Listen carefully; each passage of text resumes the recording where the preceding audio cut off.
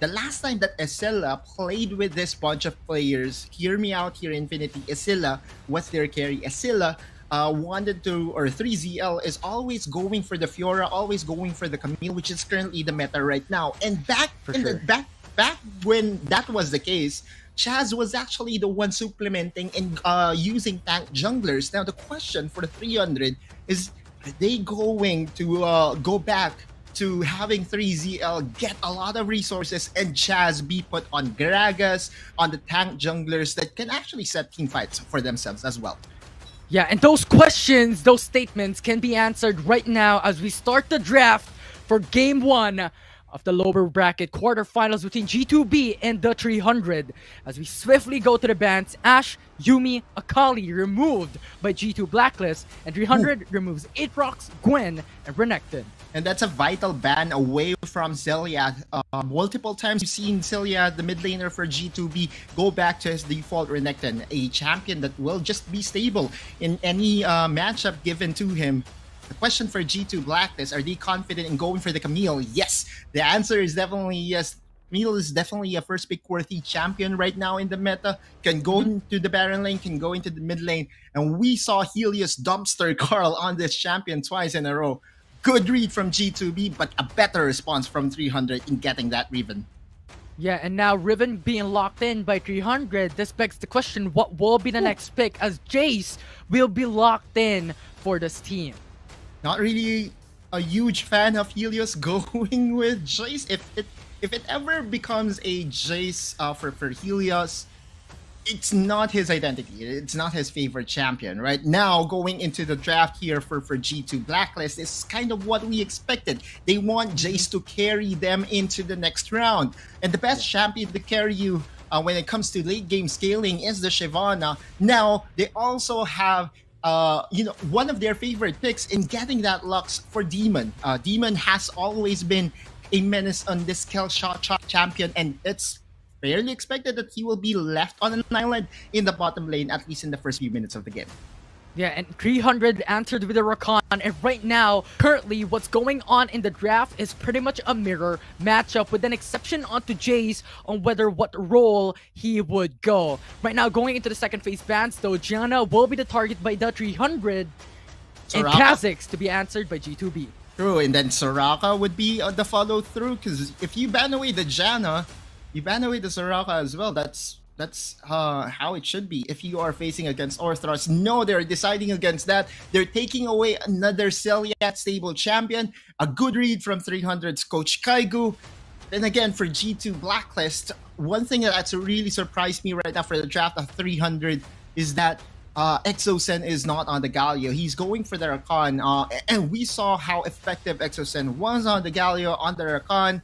There were, it's... Or maybe, is this a Rakan mid? Remember Infinity that... You're right.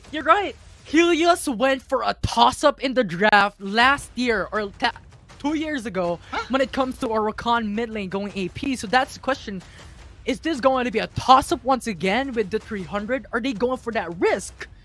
Considering that they have a new top laner in this game, number 1, in the WRL LCQ. However, G2B answers with the Soraka. True, and this is what we expected, right? Okay, so Celia will be playing the Garen. Soraka will be for Orthros, of course. I mean, he's like the player that was born to use this champion. Now, if this is going to be a Galio for 300, it could actually work.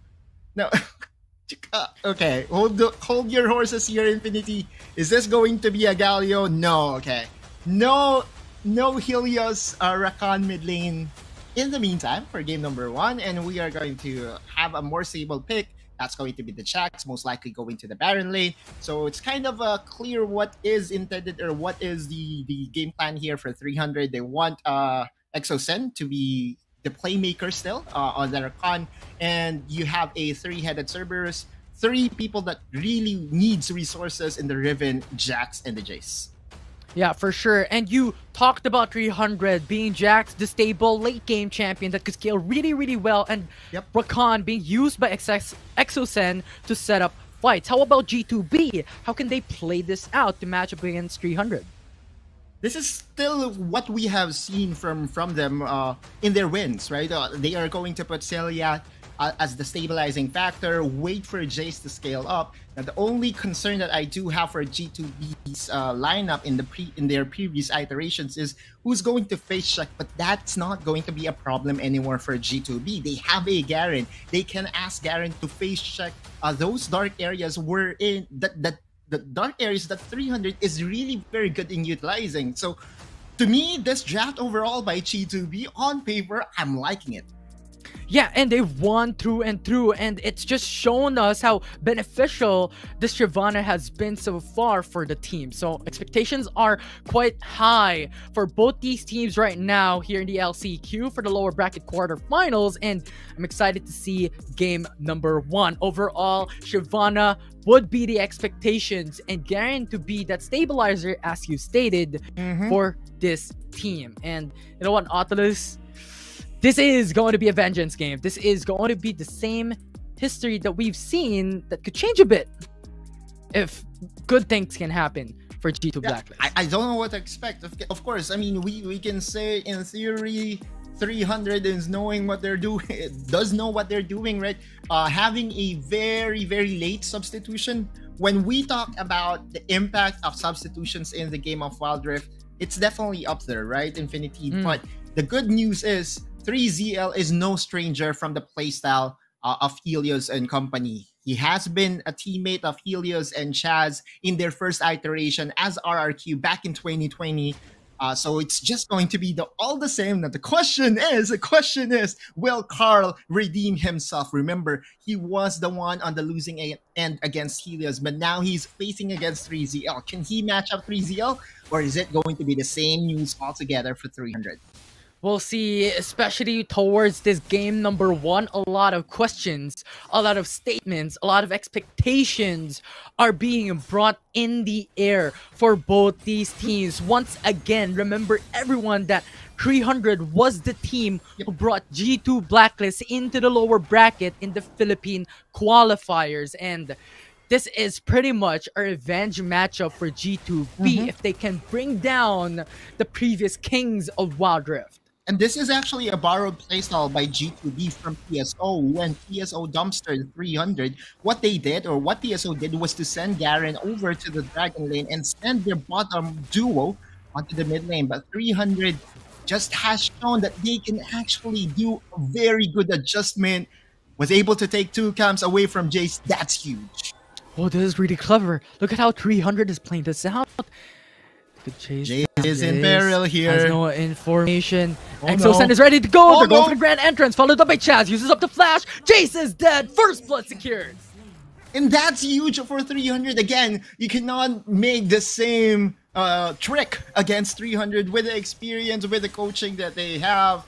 They will be able to find a read and find a winning play if used against them twice in a row. Jace on the back foot is not the best news for G2B. Remember, he's going to be asked to carry G2B into a 1-0 lead here, Infinity. And that first blood against Shyvana is a bad news.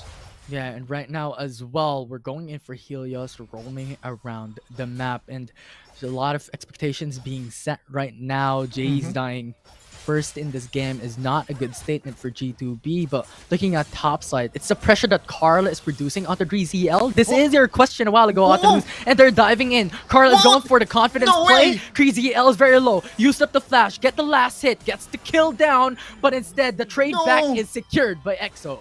Alright, okay, alright. I see you, Carl, going for the risky play, trying to really dominate the Baron side, and Jace was in the area, but he thought that, you know, Carl was a done deal. There's no reason for him to try to assist him whatsoever. But I believe at that point, if he assisted a little bit too early, maybe, just maybe, he could have saved Carl. But that still is something positive for G2 Blacklist. Carl is on the aggressive side, which could actually mean the 300 would respect the Baron side a little bit more.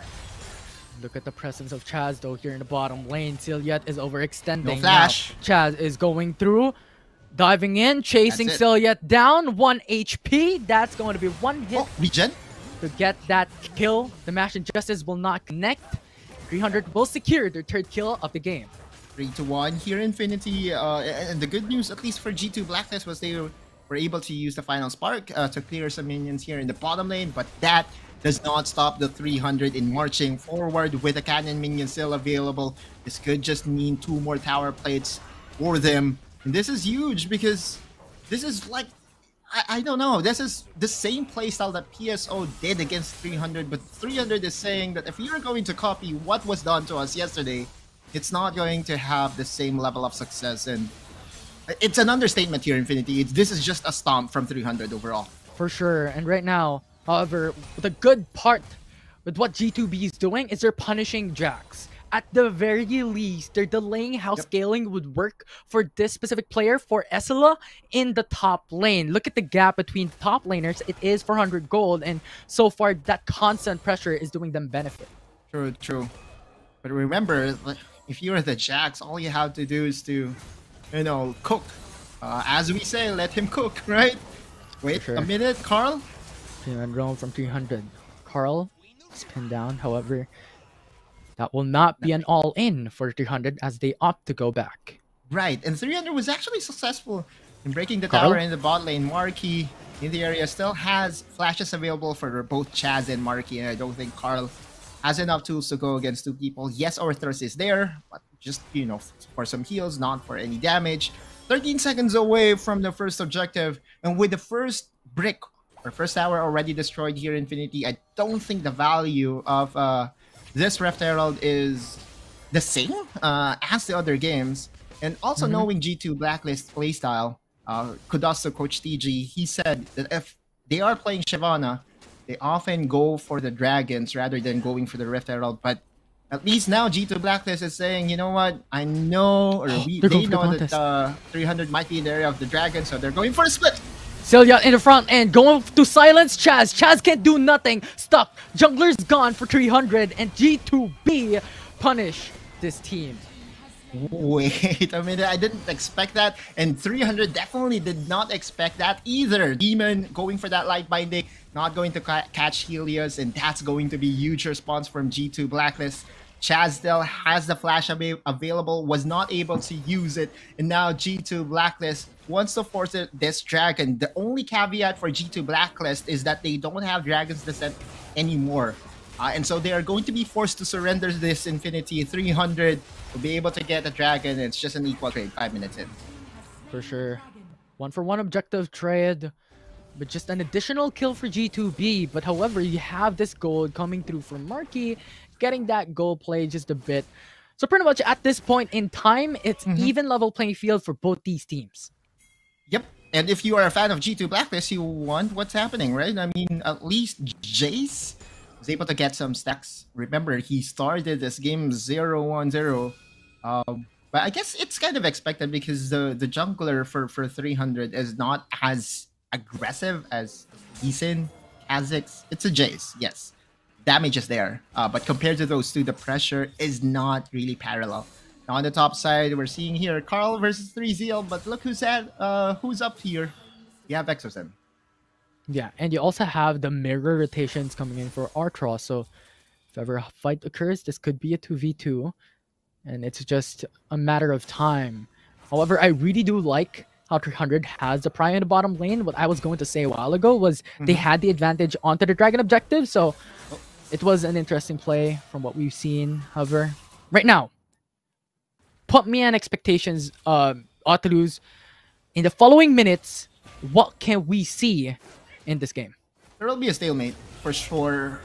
It's all about planting vision, making sure that, you know, you get as much information as you can get. G2B wants to stale the game or stall the game into the late game because they have the Shyvana. So if you're 300, you want to go for some challenges onto the blue buff, onto the red buff, but you won't be able to do that without proper vision, right? So if the thing here about for 300, that they're just going to force their way into where they're strong at. Currently, 300 is owning the bottom side of the map. So if you're G2B, what you have to be careful of is this red buff. If it spawns up, expect that 300 is going to be there to try to at least challenge that red buff. All right, expectations have been set. We are going to look at a red buff in the foreseeable future right now, especially with the pressure of 300. But 300 right now, as you have predicted, a very stalemate moment from both these teams. But now the question that I have here is, if Jack scales really well towards the late game and Jace would be that carry for G2B in the late game, how would that turn out as individual carries for both these teams? I still firmly believe that Shyvana still has a little bit more of an advantage against the Jax, because Jax is more on a single target. Meanwhile, Shyvana can actually do AoE damage. So at least in that regard, you could say that when it comes to clashes, Jace would win, or G2B would win with Jace at the backside. But you're 300. What you want to do here is 3ZL. You just split the map and force that 1v1 against Carl or Zeliat in the side lanes. All right, side lanes for 3ZL. Constant pressure in the side lanes. Currently, Rift Herald will go up in 15 seconds, and ultimates are ready to go. Resets are coming through for both these teams, so expect, or maybe an expectations of a fight of some sort coming in through to this objective. Exosen trying to sniff out a pick here. Zeliat going in for the face check. Knock up is there. Initial fight from Exosen. Now Carl goes into the back end, but Chaz knocks him out of the Hextech ultimatum, disregarding the ultimate of Camille. Rift Herald being started by Zeliat, but just instant regeneration from Garen. Vision as well from both these teams onto this objective. And so far, both these teams are playing the waiting game. It's an ult for ult, but the pressure is on for the side of 300. You could see the minion waves is actually pushing towards the side of G2 Blacklist. And just because of that, they couldn't commit whatsoever on the top side though. Stun onto Carl, but that's just it. With a hook shot going back to safety under the turret. Vision onto the river is important. Now Jace forces out the ultimate to clear down the waves, but one more hit will secure the top turret. They will have the advantage on top side for 300 to get the objective. Now, if 300 plays this low and wait for Shyvana's Dragon to expire, this could be a very good fight for 300. But they're forcing out the objective here as G2B gets Rift Herald. Now 300 goes in contest. The Mash and Justice gets a kill onto Isilla, but they trade back onto 3 kills. Now Carl and Demon can't do nothing. No mana for the Lux, and 300 has just punished G2B with them getting the Rift Herald at the cost of 3 members. Yep, Orthros was first to die, followed by Jason Zeliat, and that's it. 300 against Steamrolls. Plays the patient game, was able to punish G2 Blacklist, similar to what happened in their first encounter here in Infinity. And just to add insult into the injury against the Shyvana users, 2 dragons to the side of 300 is actually huge. Draconic Bloodline really accelerates whenever you get dragons. And now with 300 getting 2 scaling dragons to their side, I dare say that they have negated the impact of Shyvana's late game. For sure, with that constant pressure, especially how Chaz and Exosen was already there, being mindful of that pressure in the early game, getting that red buff was already a statement. We know the key target would be Shyvana. We know that's your carry, and we would target it. And the silver lining that I'm seeing right now for G2B, though, is that the last Drake would be the Infernal Drake, which would give Jace the true damage that Shyvana needs, and one of the most important Drakes for a Shyvana innately. So that's just a bit of an at least moment for G2B in this game 1. Well, we'll help him, definitely, because again, you need 300 stacks of Draconic Bloodline in order for you to get that true damage, per se. And I believe that at 12 minutes, if you don't have any dragons in your disposal, then at least at this point, I can see like 250 stacks for Jace in general, again, for that Draconic Bloodline. But we're going to enter, you know, a lull state. Just going back to the last time that 300 and G2B faced against each other, the average game time was 25 minutes. I expect the same thing to happen here in Infinity, with a lot of wave clear available for both sides, Marky and Demon.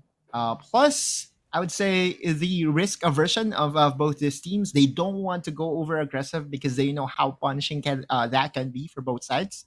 We saw earlier, G2 Blacklist was able to punch 300, and 300 was able to return the favor. So at least in the next few minutes, it's just going to be a tug of war when it comes to vision. It's just going to be a stalemate, and again. Yeah, and I agree 100% because when we look at the draft for both these teams, right, they have a lot of these pickoffs potential, and they have a lot of these CCs that could just make huge punishments against the opposing team. Now there is a wraparound here, but Celia, Carl going through. Stasis enchant is just perfect timing. The charm, the quickness, and the grand entrance. A perfect response from Exosen. Forcing out the flash by Carl. Going onto the bush by time. Gets the kill down, but saves the remaining members of G2B. A questionable move overall for the side of G2 Blacklist, but an even better execution for 300. I remember multiple times if it was Tatsuri would be left on an island and, you know, the supports won't be there in time. But 300 with Helios manning in the side lane, he's very vocal in saying and telling his team, hey, you know what, I feel something is coming. So be here right this very moment, and there you go, a counter gank for 300. It did not net them any objective win whatsoever, but they were able to plant some vision. 300, again, using what they're good at. Just trying to deny vision from G2 Blacklist. And by doing so, they can actually go for those death brushes, which we have seen multiple times from them. Yeah, for sure. And these two teams are putting huge respects onto one another, considering a huge value from this series overall. That opportunity to proceed into the tournament. However, right now, Helios, the sole member for 300 in the bottom lane. Rift Herald pushing through, getting that turret. That's about it. A huge injection of gold for G2B. And now they're going to challenge this blue buff. This is what 300 wants. They're going to invade your jungle, not giving you any personal space whatsoever. Carl gets to see Camille, but Hextech Ultimatum cancels the knock-up from Exosen. And blue buff being contested, as you have mentioned. G2B hovering just around their jungle, but however, 300 will still secure the blue buff for themselves. And now you could feel the pressure on the side of G2 Blacklist. It feels like they're getting choked out of oxygen, of air here, because 300 is just trying to get resource after resource, going for that counterplay on the bot lane. And once G2B showed 2-3 champions on the bottom lane, Exosen was so confident to just face check and be the, I would say, nuisance or security guard for whatever they're going to plan ahead. Overall, this is what we expected in Infinity. A very close matchup between these two, but a more disciplined approach from 300 overall. Yeah, a very objective-oriented two teams right now, playing towards the objectives, not risking overextension. And I like your analogy about, you know, choking out of oxygen for G2B, because if you're looking at the overall perspective, 300 is on a vacuum of constant growth and constant advantage. 4K gold lead from just way back in the first couple of minutes into the game, still being sustained in 16 minutes. Yep. And this is going to be, I would say, the make or break team fight here, Infinity, because this is potential 3. Flash grand entrance with a quickness going into the backside, having access. Ortrosa is gone. 300 following up. No heals, no sustain, no utility for G2B. And now Shyvana is stuck in the middle with a stasis enchant. When he resurrects, 300 is there waiting on the horizon to get that kill. And with that, 4 kills is secured. What an engage coming from Exosen. Yes, it is available on the Galio, but it is even more better with the Rakan. And with that, 300 is making a statement here, Infinity. Nexus is open. 300 has that focus as they secure game 1 of the series. Going down from an average game time of 25 minutes to what I think was around 16 minutes. They know that G2 Blacklist would contest for that third dragon. And we know what 300 is good at. Going for that dark areas and trapping, forcing you to face check. That's what happened there. Pulling the trigger was Exosen once again. 300 gets the 1-0. And the power of this team is now being shown in this series. And a while ago, we put it up there. Is history going to repeat itself? And so far, 300 is going to be going through for that. Game 1 is an indicative of their power in the Rift. Much more confident playstyle from them.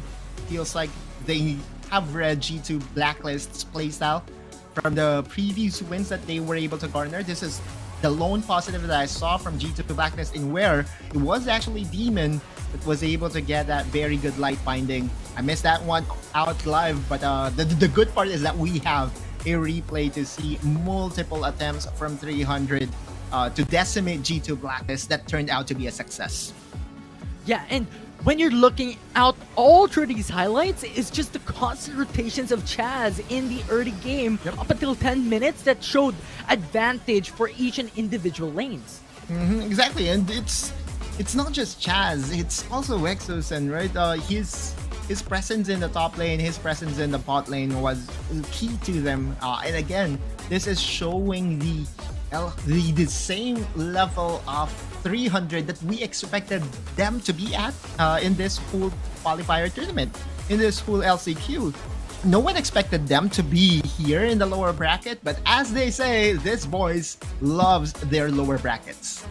For sure. In days past, we were having a discussion about Exosense specifically on the maturity of the knowledge and playstyle on League of Legends Wild Rift is exceptionally insane. That grows throughout age, or well, that grows throughout experience. And so far, it is showing in this game number 1. It is showing in this series, and I'm excited to see more of that in the next couple of games. Maybe in game 2. Maybe in game 3, if it ever comes down towards that best of 3 series. I feel sad for Orthros' Soraka.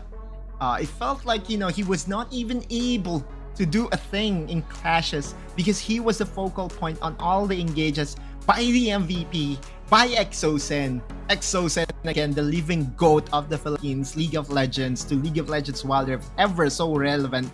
And with a KDA of 10, you want to play Fog of War. But 300 is again on the red side. This could be a redraft that we have seen from game 1. Yeah, it's similar to the draft that we have seen from game number 1. Similar sides as well. No change whatsoever coming into game 2. Maybe G2B is very comfortable into the blue side, but Shyvana has now been banned away, but a huge respect from 300. This is what I love about their drafting, right? They know that they can handle Jace's Shyvana, but they knew that at this point, if they are going to give it again to Jace, they will be adjusting their early game to make sure that Jace will have better space altogether. And now 300 is saying that we're going to take the Shyvana away, not because we can't handle it, but because we want to put you in a very uncomfortable spot. Now 300, as I mentioned earlier, is going for a redraft. That's another showing of a Riven into a Jace RP1, RP2.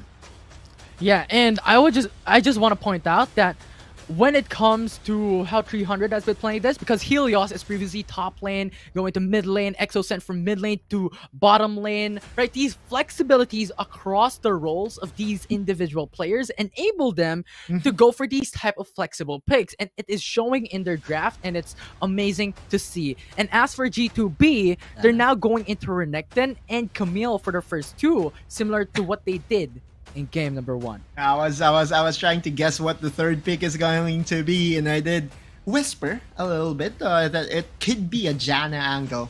I was right, because they wanted to take that away from Orthros. If he's not on the Soraka, he will be more impactful on this Janna, I believe, just because of the ability to reset team fights with her Monsoon.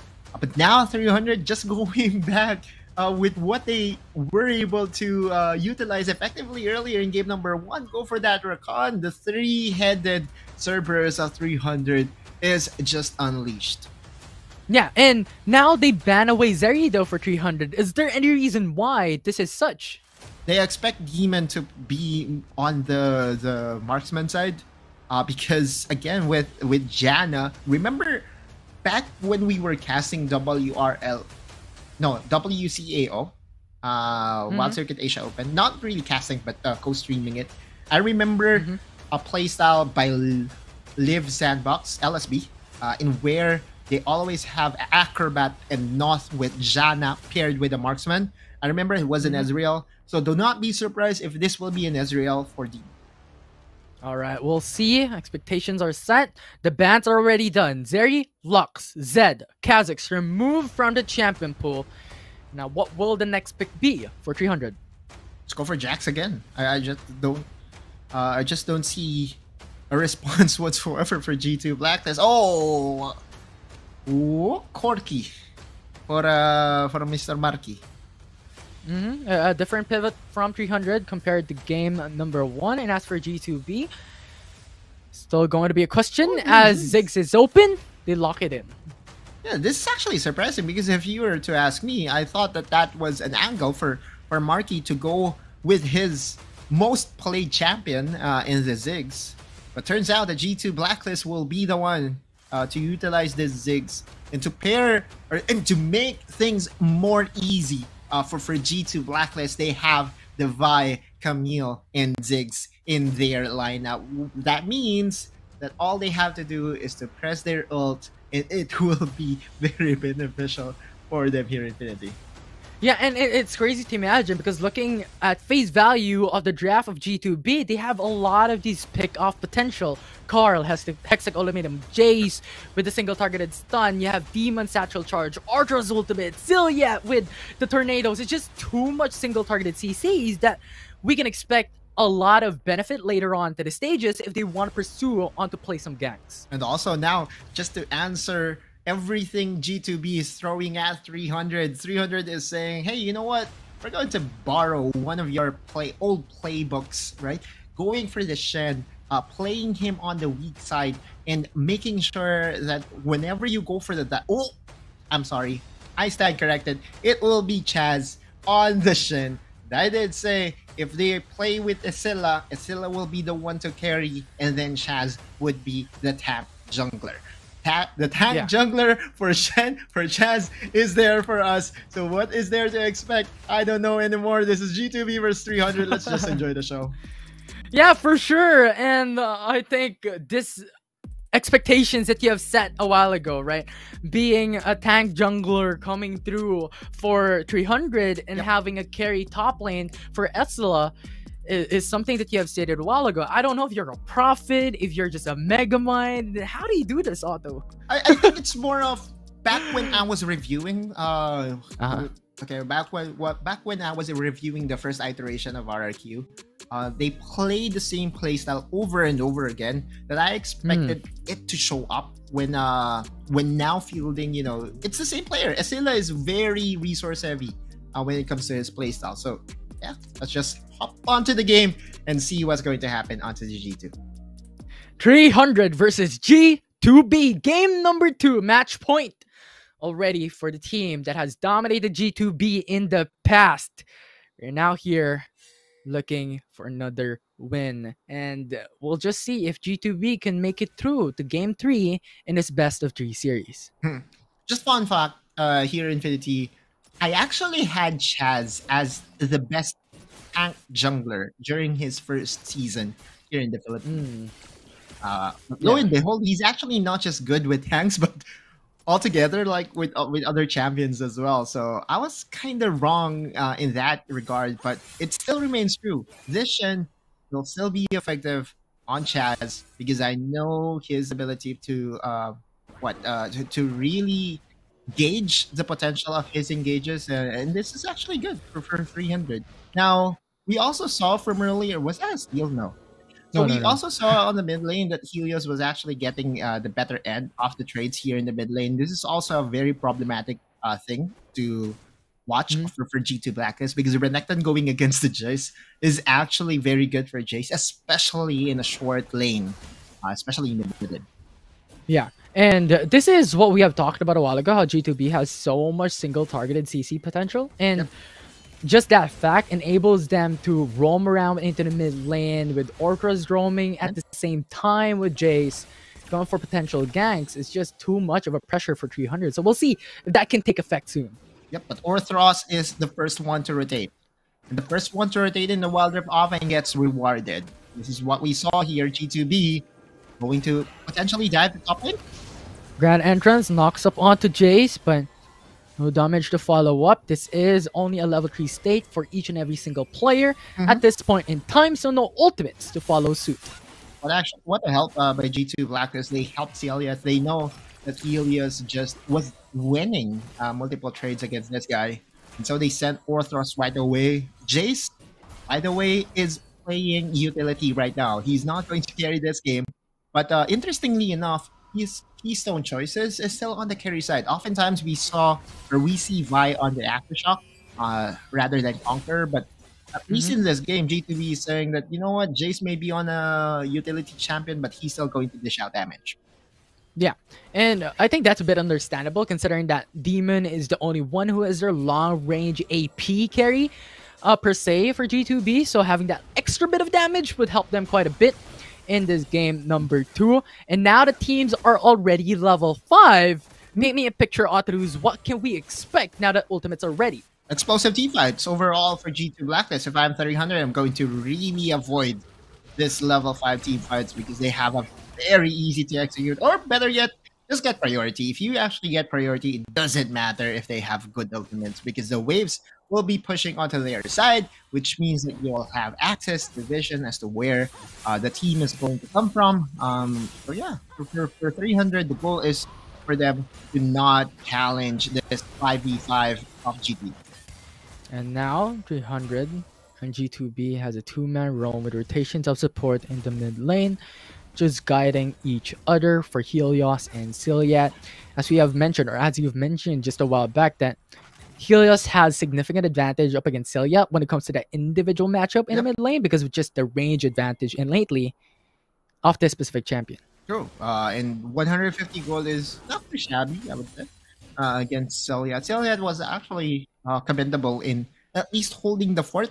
No kills as of yet. What we expected of these two teams is that it will always go the distance. You know, the first few minutes will just be a farming simulator game, I would say. And then by the time, you know, when 5 minutes happen, oftentimes there's a trade that would happen. I expect the same thing to happen here, especially with Marky having a package available. So we could actually see a Shen delivery system. Shen delivery system is where you actually put Marky as an initiator with a package and then Stand United onto Marky, and that's about it. That's actually a good way to engage alongside Exosen. So that's also an option for 300. There's a lot of options once again for 300. Yeah, there's just a lot of opening. You have Esla that can come in. Marky can come in as well, as you've mentioned with the Stand United from Chaz. You also have Exosense. So when it comes to engaged tools, there is a lot of prominence here for 300 at the same time for G2B as well. Right now, I'm just really excited to watch out. Like, how are we going to look into these matches? Because before we came into game number 2, we were talking during the break, and you've mentioned that this series overall is just going to be objective oriented. There's not going to be much kills. E5?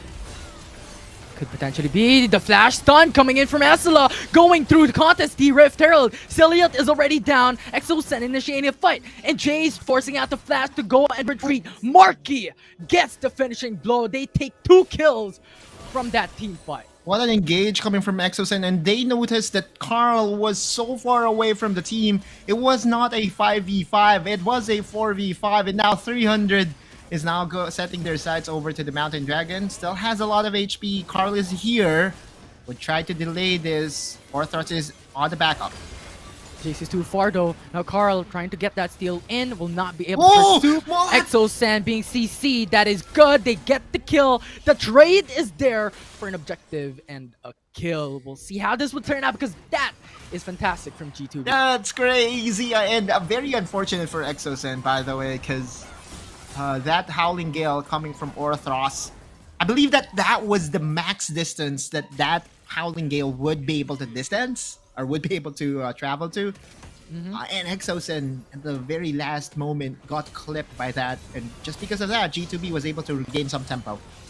Chaz going in for the taunt onto Orthros, forcing out the flash. You have Jace into the backside, retreating as well as G2B on the opposite side of the map in the mid lane. Gets a tower for his blood in favor for G2B.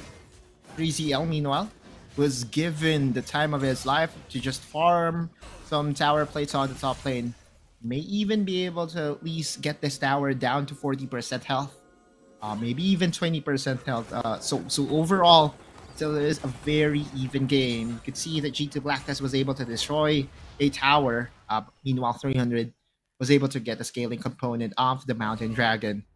Still, I would favor 300. At least in this regard, because with the small gold lead that they have, you have to take into consideration what Isilla or what 3ZL was able to farm in the top lane. And you can see that there is a small disparity already on the top side.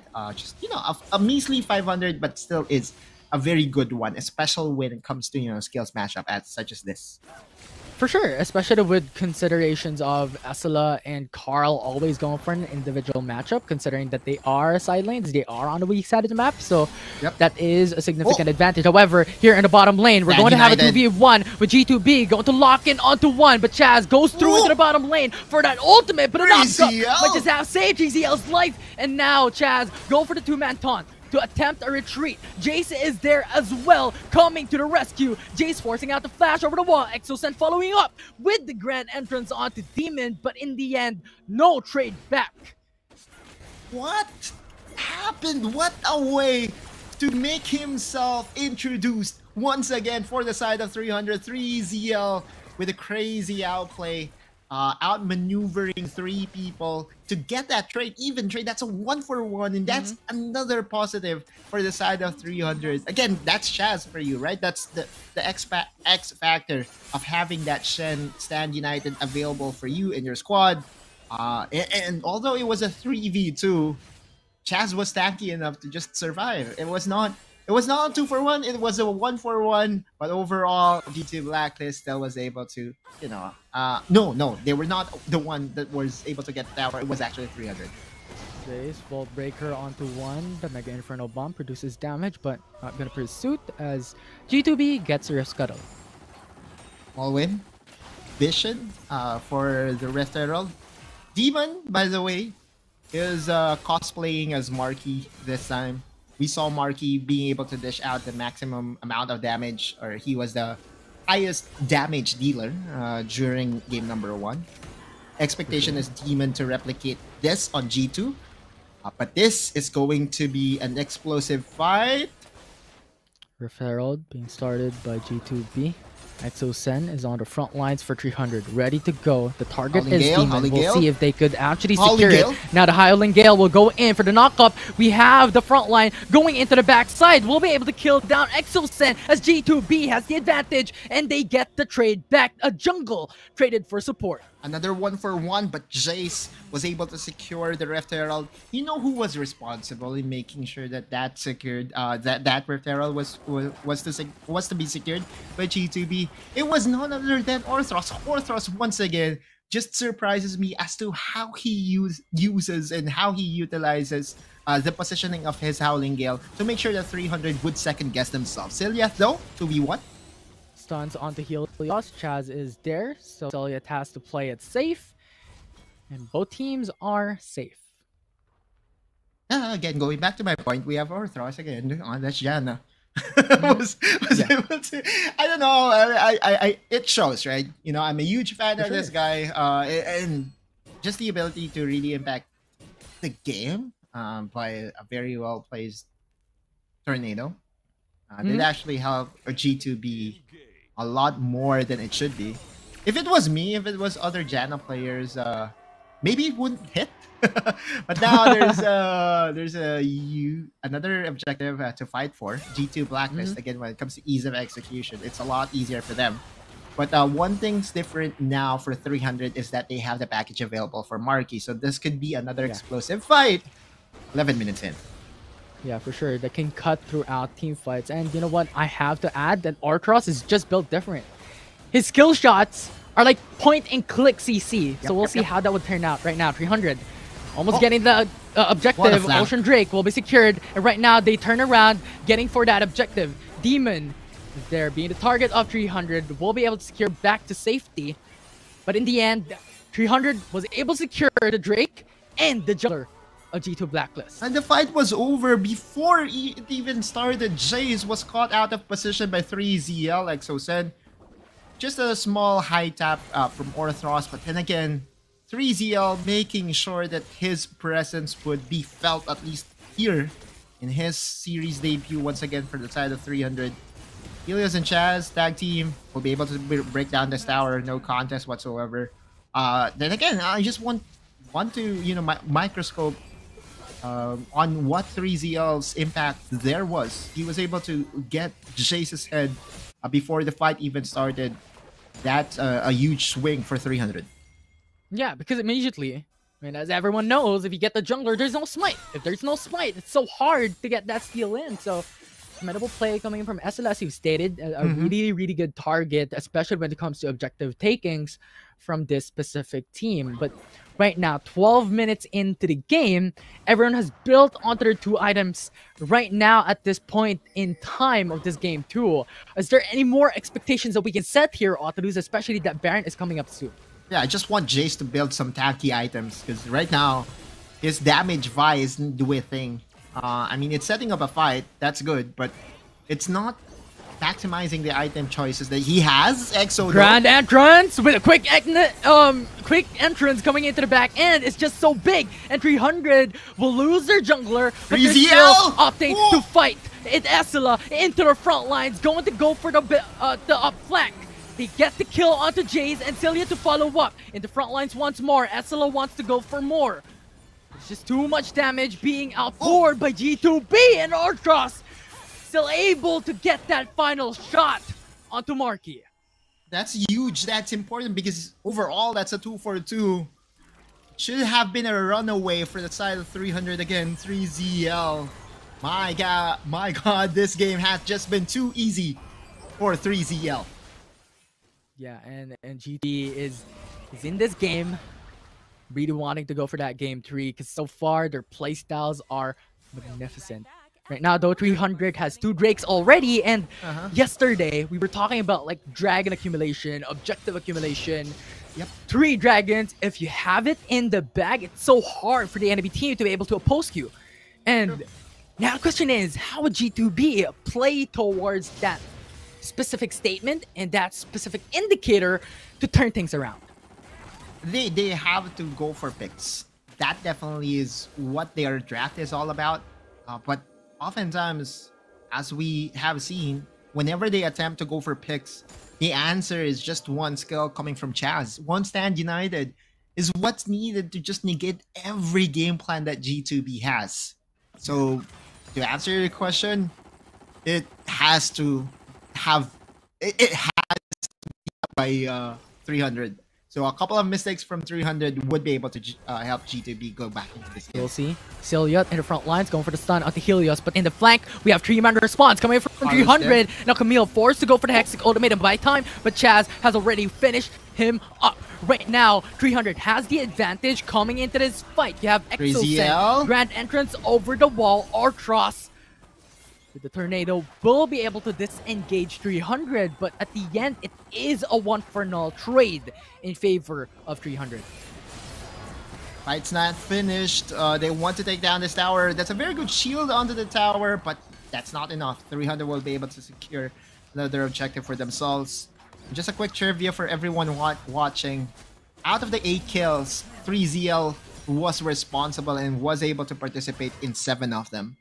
Just a huge impact overall, a night and day contrast from what we have seen from 300 when they were fielding Tatsuri. It's not a knock against Tatsuri, but it just feels it's more natural to see Helios in the mid lane and 3ZL, man the Baron lane. Yeah, a lot of benefits so far from this Riven, from Essela overall for the team. It's expected from 300. With the chemistry, as you have mentioned just a while back, knowing Helios, knowing these players.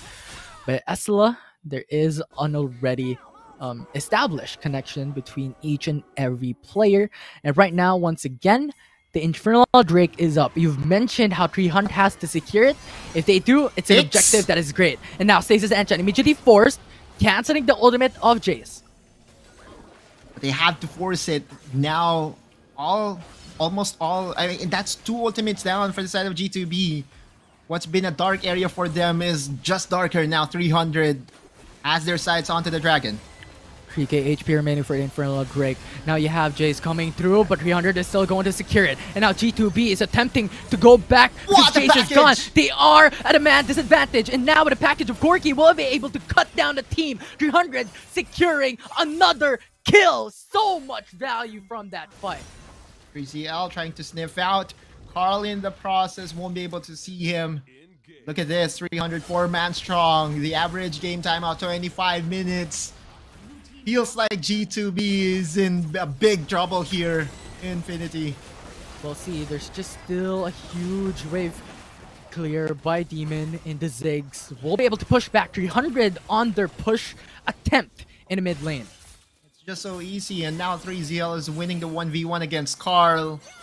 300 again. Just by being able to read a draft of, you know, a pick-off composition coming from G2 Blacklist and having that wild card of Chaz going for the Shin. One stand United, one Stasis Ancient, answers all the aggression coming from G2 Blacklist. Everything is pointing towards the fact that 300 might have everything in the bag right now. Exosen another engage. Quickness with a grand entrance, but his teammates is too far, and now Chaz comes in with a stand United. This brings an extra support for the team. Instead, G2B backs off. Just too much pressure from 300. Another blue buff secured here by 300. Now they have every bit of this map to play around with. You know what? Scary 300 and dark areas, right? It's very well documented that once you give them the lead, they're just going to suffocate you. Make sure that you don't have any space to breathe whatsoever.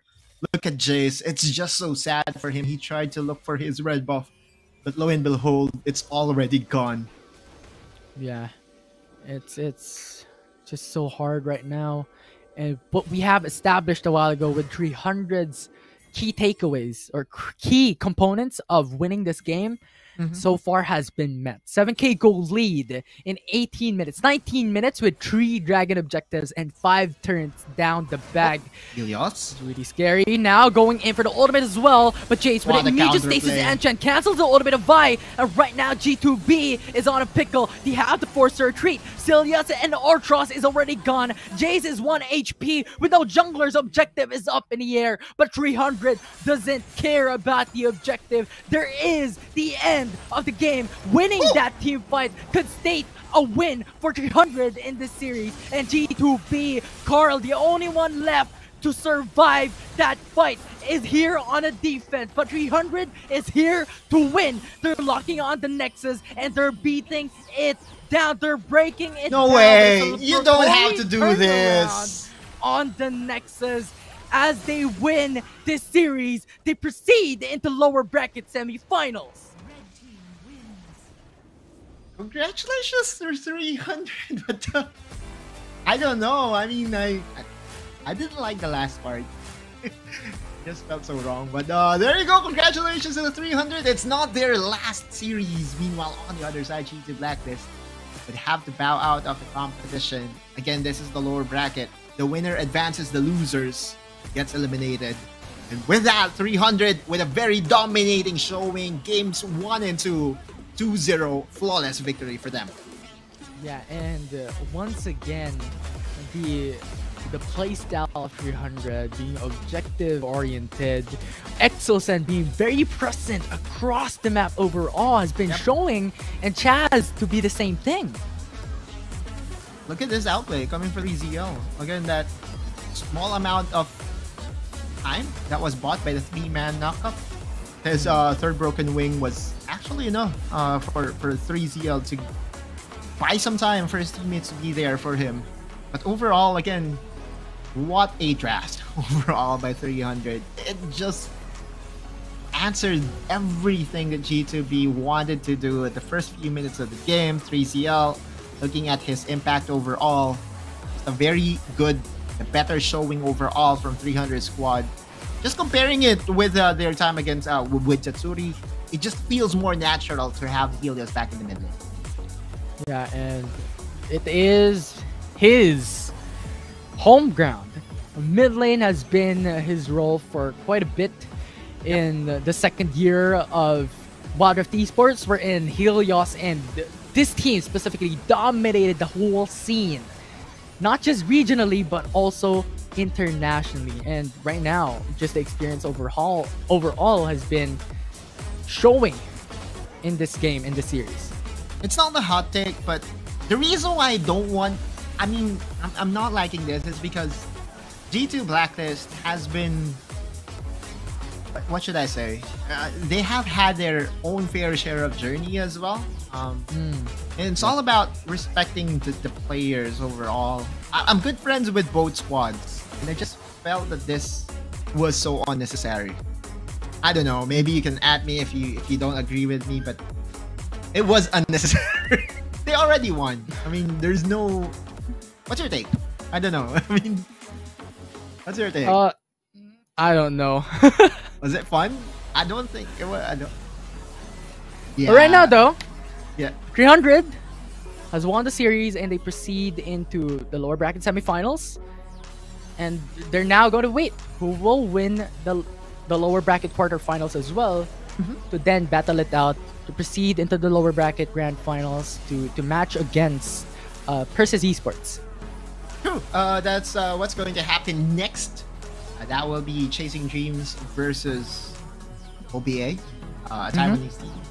So Yes. we're going to look into that. The MVP is Chaz.